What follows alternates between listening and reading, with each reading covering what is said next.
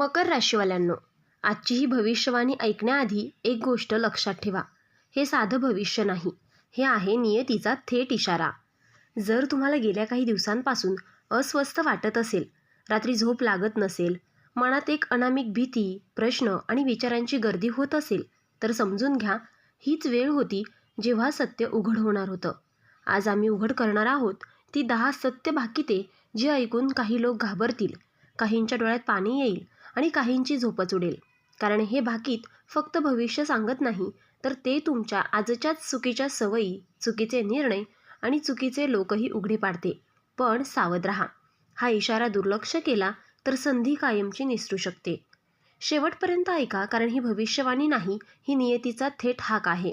हा व्हिडिओ सुरू करण्यापूर्वी व्हिडिओला लाईक व सबस्क्राईब करून सर्वांनी कमेंट बॉक्समध्ये 3 वेळा लिहा, जय श्री स्वामी समर्थ. कारण जो भक्त मनापासून लिहील त्याच्यावर स्वामींच्या आशीर्वादांचा वर्षाव होणार आहे. भाकीत क्रमांक 1, विश्वासघाताचा मुखवटा कोसळणार. मकर राशीवाल्यांनो, ज्या व्यक्तीवर तुम्ही डोळे झाकून विश्वास ठेवला, जिला तुम्ही आपलं मानलं, तीच व्यक्ती तुमच्या पाठीमागे वेगळाच खेळ खेळत होती. हे सत्य लवकरच उघड होणार आहे. हा खुलासा अचानक होईल, एखाद्या बोलण्यातून, मेसेजमधून किंवा तिसऱ्या व्यक्तीमुळे.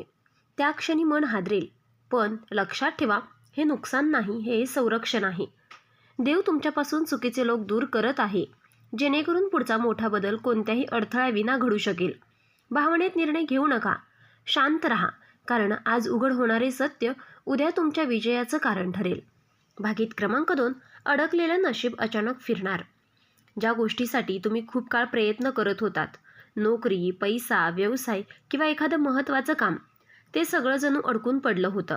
प्रयत्न होते, मेहनत होती, पण फळ मिळत नव्हतं. आता ग्रहांची चाल बदलते आहे.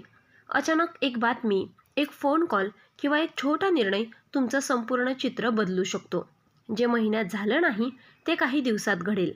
पण इथे एक इशारा आहे. हा बदल अहंकारासाठी नाही, तर शहाणपणासाठी आहे. घाई केली, लोभ केला तर मिळालेलं पुन्हा हातातून जाऊ शकतं. संयम ठेवा, देवावर विश्वास ठेवा, कारण हे नशिबाचं वळण तुमच्यासाठी नव्या अध्यायाची सुरुवात आहे. भाकीत क्रमांक 3, दुर्लक्षित टॅलेंट अचानक प्रकाशात येणार. आज मी जे सांगणार आहे ते तुमच्या मनाला खोलवर भिडेल, कारण ही भविष्यवाणी तुमच्या त्या बाजूविषयी आहे जिची किंमत तुम्ही स्वतःसुद्धा कधीकधी विसरून गेलात. तुमच्यात एक असामान्य टॅलेंट आहे. तुमची विचार करण्याची पद्धत वेगळी आहे, समस्या सोडवण्याची ताकद वेगळी आहे आणि लोक जे पाहू शकत नाहीत ते पाहण्याची दृष्टी तुम्हाला लाभली आहे. पण दुर्दैव असं की हेच टॅलेंट इतके दिवस दुर्लक्षित राहिले. कधी घरच्यांनी समजून घेतलं नाही, कधी समाजाने तुम्हाला स्वप्नाळू ठरवलं, तर कधी कामाच्या ठिकाणी तुमच्या कल्पनांना गांभीर्याने घेतलं गेलं नाही. यामुळे तुमचा आत्मविश्वास हळूहळू कमी होत गेला. मी खरंच काही करू शकतो का? हा प्रश्न तुम्ही स्वतःलाच अनेकदा विचारला. पण लक्षात ठेवा, देव कधीही खरं टॅलेंट वाया जाऊ देत नाही. तो फक्त योग्य वेळेची वाट पाहत असतो. आता ती वेळ आली आहे. अचानक अशी परिस्थिती निर्माण होईल जिथे तुमचं कौशल्य समोर येणं अपरिहार्य ठरेल. कदाचित एखाद्या प्रोजेक्टमध्ये, एखाद्या सार्वजनिक मंचावर किंवा एखाद्या संकटाच्या क्षणी तुमचाच उपाय सर्वांना मार्ग दाखवेल. त्या क्षणी लोकांना जाणवेल, ज्याला आपण दुर्लक्ष केलं तोच आज आपल्याला वाचवत आहे. ज्यांनी कधी तुमच्यावर विश्वास ठेवला नव्हता, तेच आता तुमचं मत ऐकायला उत्सुक असतील. हा बदल तुमच्यासाठी फक्त यश घेऊन येणार नाही, तर आत्मसन्मानही परत देईल. पण इथे एक महत्त्वाचा इशारा आहे. यश मिळालं की अहंकार येऊ देऊ नका. कारण मिथुन राशीचा खरा राजयोग नम्रतेत आहे, शहाणपणात आहे आणि सातत्यात आहे. जर तुम्ही स्वतःवर विश्वास ठेवला, मिळालेल्या संधीचा योग्य उपयोग केला आणि योग्य लोकांची साथ निवडली, तर हे टॅलेंट तुमचं संपूर्ण आयुष्य बदलू शकतं. लक्षात ठेवा, आज दुर्लक्षित असलेलं टॅलेंट उद्या तुमची ओळख बनेल. ही संधी ओळखा, कारण अशी वेळ पुन्हा पुन्हा येत नाही. भाकीत क्रमांक 4, देवाची परीक्षा संपत आली आहे. खूप काळ तुम्ही अशा गोष्टी सहन केल्या ज्याचं उत्तर कोणाकडेच नव्हतं. प्रयत्न होते, श्रद्धा होती, पण परिणाम मात्र निराशाजनकच मिळत होते. अनेकदा मनात प्रश्न आला असेल, देव खरंच पाहतोय का? पण लक्षात ठेवा, देव उशीर करतो, अन्याय नाही. तुमच्या आयुष्यातील प्रत्येक वेदना, प्रत्येक अश्रू आणि प्रत्येक शांत सहनशील क्षण त्याने नोंदवून ठेवला आहे. ही सगळीच परीक्षा होती तुमच्या संयमाची, तुमच्या श्रद्धेची आणि तुमच्या कर्माची. आता ही परीक्षा संपत आली आहे. ज्या गोष्टीसाठी तुम्ही थांबलात, ज्याच्यासाठी स्वतःला बदललं, त्या सगळ्याचं फळ मिळण्याची वेळ जवळ येत आहे. अचानक अडथळे कमी होताना दिसतील, मन हलकं वाटेल आणि परिस्थिती हळूहळू तुमच्या बाजूने वळेल. पण इथे एक गोष्ट फार महत्त्वाची आहे. या टप्प्यावर अहंकार, राग किंवा देवावर शंका घेतली तर सगळं मिळूनही हातातून जाऊ शकतं.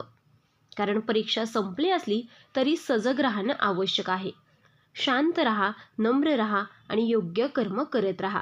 कारण आता देव फक्त पाहत नाही तर तो देण्याच्या तयारीत आहे. भाकीत क्रमांक 5. एक निर्णय जो संपूर्ण आयुष्याची दिशा बदलणार. लवकरच तुमच्या आयुष्यात असा क्षण येणार आहे जिथे तुम्हाला थांबून विचार करावा लागेल.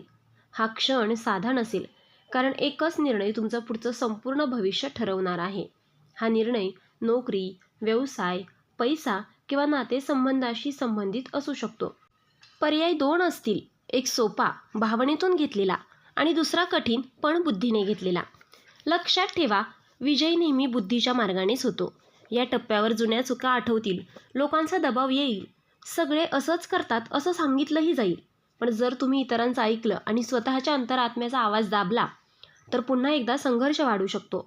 इथेच तुमची खरी परीक्षा आहे. जर तुम्ही ध्येयाने, शांतपणे आणि दीर्घकालीन विचार करून निर्णय घेतला तर हा निर्णय तुम्हाला संघर्षातून बाहेर काढून राजयोगाच्या दिशेने नेईल.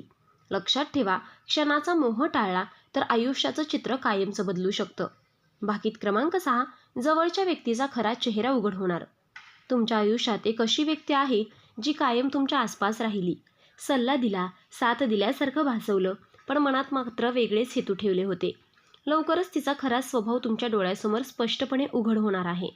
हा खुलासा अचानक होईल, एखाद्या छोट्या घटनेतून, एका वाक्यातून किंवा तिसऱ्या व्यक्तीच्या बोलण्यातून. त्या क्षणी धक्का बसेल, मन दुखेल, पण लक्षात ठेवा, सत्य कधीच उशिरा उघड होत नाही. तुमची मोठी कमजोरी म्हणजे तुम्ही प्रत्येकावर विश्वास ठेवता आणि हाच विश्वास काही लोकांनी तुमच्या विरुद्ध वापरला. पण आता देव स्वतः हस्तक्षेप करत आहे आणि चुकीच्या लोकांना तुमच्या मार्गातून दूर करत आहे. या टप्प्यावर वाद घालू नका, स्पष्टीकरण देण्यात ऊर्जा घालवू नका.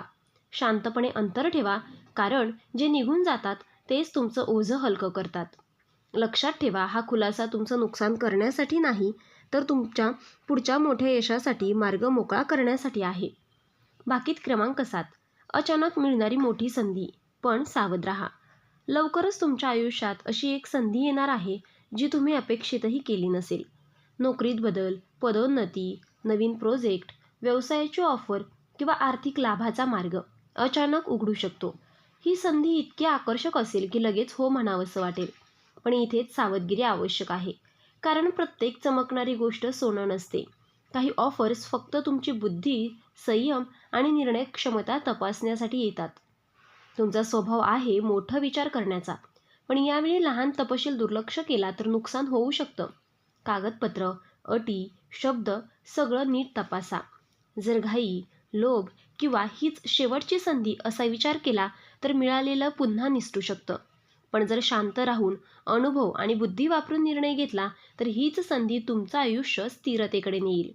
लक्षात ठेवा, देव संधी देतो, पण शहाणपण तुमच्याकडून अपेक्षित असतं. भाकीत क्रमांक 8. प्रेमात धक्कादायक खुलासा. सत्य टाळता येणार नाही. प्रेमाच्या बाबतीत तुम्ही नेहमी मनापासून दिलत, स्वतःला मागे ठेवलत, समोरच्याच्या आनंदासाठी तडजोड केली. पण आता प्रेमाचं खरं रूप तुमच्यासमोर उघड होणार आहे. ज्या व्यक्तीशी तुमचं मन जोडलेलं आहे ती खरंच तुमच्यासोबत भविष्य पाहते का, की फक्त सोयीसाठी थांबली आहे, हे स्पष्टपणे समोर येईल. हा खुलासा सुखदही असू शकतो आणि वेदनादायकही. जुनं नातं संपण्याची शक्यता आहे, कारण जिथे आदर नाही तिथे प्रेम टिकत नाही. पण लक्षात ठेवा, जे तुटतं ते तुमच्या सुरुवातीचं नवं दार उघडतं. तर काहींसाठी हा काळ नवीन प्रेम घेऊन येईल. असं प्रेम जे समजून घेईल, जिथे तुम्हाला स्वतःला सिद्ध करावं लागणार नाही. भावनेत निर्णय घेऊ नका, सत्य स्वीकारा, स्वतःची किंमत ओळखा, कारण तुम्ही प्रेमासाठी बनलेले आहात, दुःखासाठी नाही. भाकीत क्रमांक 9. हरवलेला आत्मविश्वास परत येणार. कधीकधी तुम्ही खूप मजबूत होता, निर्णय ठाम होते, स्वतःवर विश्वास होता, पण सततच्या अपयशांनी, लोकांच्या टोमण्यांनी आणि जवळच्यांच्या वागणुकीने तो आत्मविश्वास हळूहळू ढासळत गेला.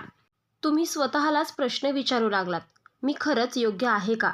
माझ्यात काही कमी आहे का? पण सत्य हे आहे की कमतरता तुमच्यात नव्हती, तर परिस्थितीत होती. आता एक अशी घटना घडणार आहे जी तुमचं डोकं पुन्हा उंच करेल. एखादं यश, एखादं कौतुक किंवा एखादी व्यक्ती तुम्हाला पुन्हा तुमची किंमत जाणवून देईल. हा क्षण तुमच्यासाठी खूप भावनिक असेल. ज्यांनी तुम्हाला दुर्लक्ष केलं, ज्यांनी कमी लेखलं, त्यांच्याच समोर तुमचं आत्मभान परत येईल. आणि सर्वात महत्त्वाचं, यावेळी तुम्हाला कोणालाही काही सिद्ध करायचं नाही. लक्षात ठेवा, आत्मविश्वास परत आला की नशीबही तुमच्या बाजूने वळतं. भाकीत क्रमांक 10, राजयोगाची चाहूल, अंतिम इशारा आणि सुवर्णसंधी. हा काळ साधा नाही.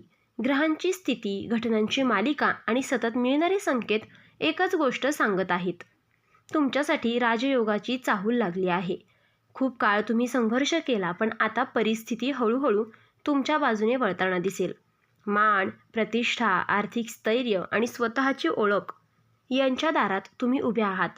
पण लक्षात ठेवा, राजयोग प्रत्येकाला मिळतो, पण प्रत्येकाला झेपत नाही. हा काळ तुमची परीक्षा घेणारा आहे. अहंकार वाढला, चुकीच्या लोकांवर विश्वास ठेवला किंवा देवाला विसरलात तर मिळालेली संधी हातातून निसटू शकते. कारण जितकं वर जाता तितकी जबाबदारी वाढते.